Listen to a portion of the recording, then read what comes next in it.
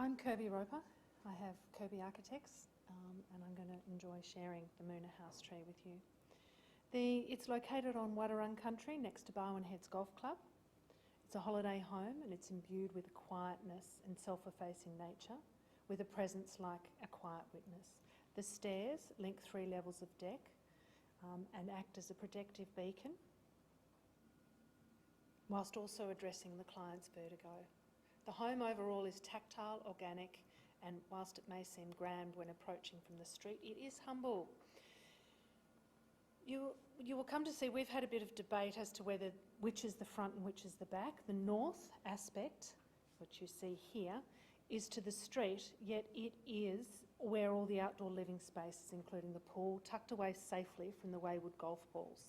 And the golf course, the other side, has the surf beach road and the car parks. So to us, it had a public and a private faces and how we would address those.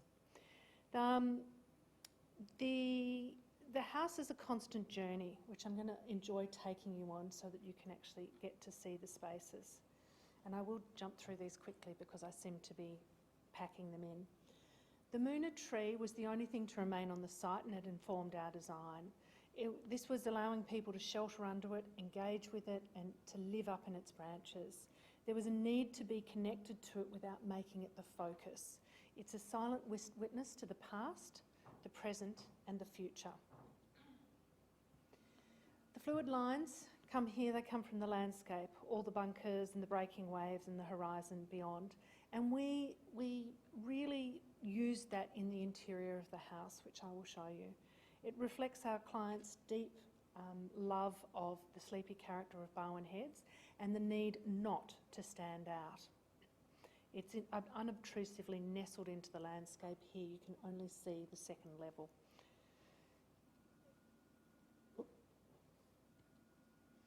The Moonah tree stands everywhere and you'll see here that connection between the living spaces and the upper areas. Again, the Moonah tree and the external cladding, which was really enjoyable. Hopefully I'll be able to do this for you.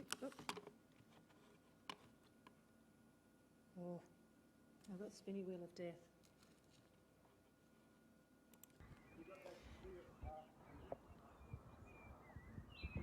It really reflects the desire not to impose on the location, but rather to nestle into the locale. They wanted to capture the great views and feel part of the golf course to the south, but at the same time not live in a fishbowl. Just to help you understand the site at the end, the walkways around in the golf course, it was quite a unique site. And you can see how it is nestled down into the landscape and cascades down the hill. The interiors, as you can see here with that roof, it really was these, because the house faces south with the views and the captured and created views, but it faces north on the outside and we really wanted to make the most of that light. What you will see there up in the top is these borrowed light from the north. The northern highlight windows, which run the whole way along the space, first provide light through to the powder room and ensuite before it hits the study here. It really allows the whole house to feel quite homogeneous, like you don't feel like you're sitting in a room, you feel like you're part of a house.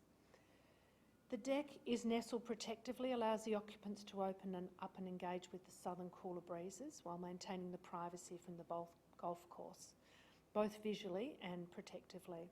Rammed earth was used and always these framed visual windows. There is no large expanse of glass.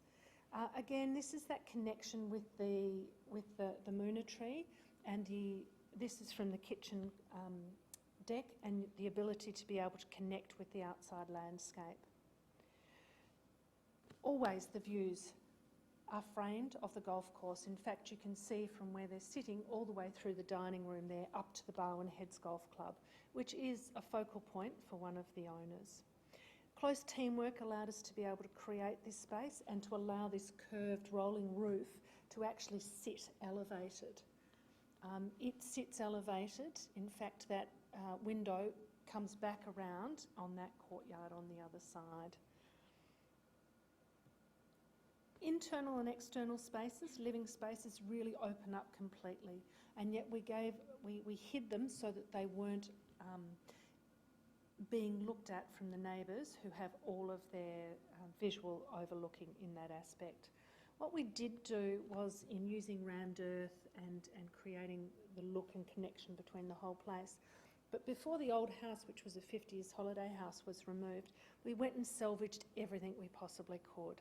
We went and salvaged the basin, the taps, we had them serviced, the bath, all the joinery hardware, all of the cedar, which we'll see here, and all the lining boards.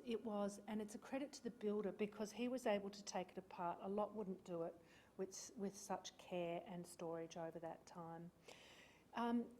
Client is English, so for her this central gathering space is reminiscent of her childhood heritage. And this links all of the downstairs living spaces with the bedrooms, with the upstairs, while having that lovely big window.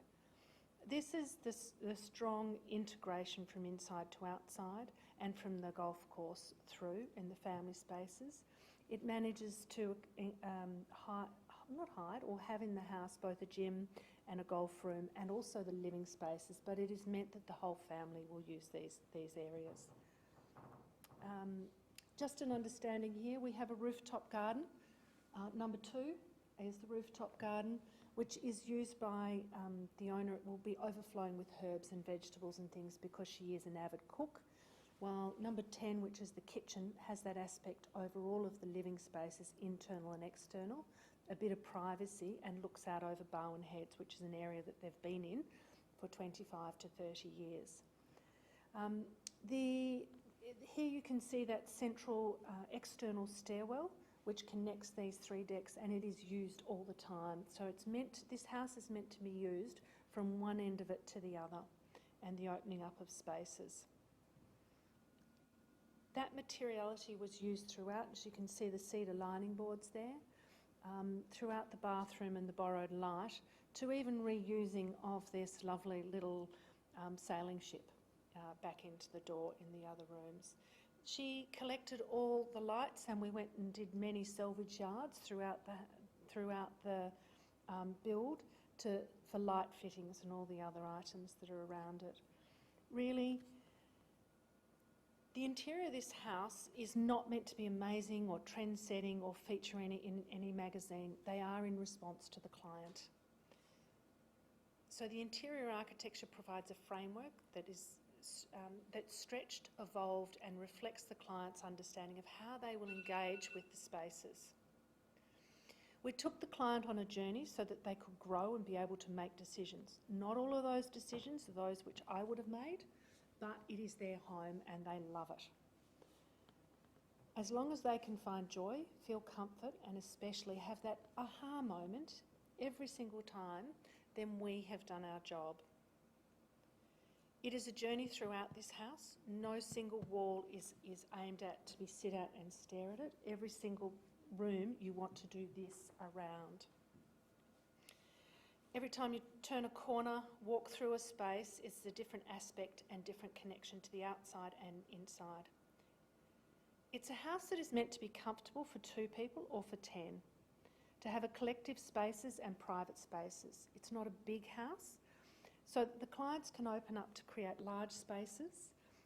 In different climates, it's also very comfortable and cosy. Primarily, this house meets and exceeds the client's brief, has taken them on a journey of how they will live now and into the future. It's really like that Moonah tree. It pays homage to the past in all the items we've collected. It lives in the present and how they live, and we have messy spaces and clean spaces, and it will adapt well into the future with them. We've given thought to the fact that they have children and grandchildren and how the spaces will be used into the future.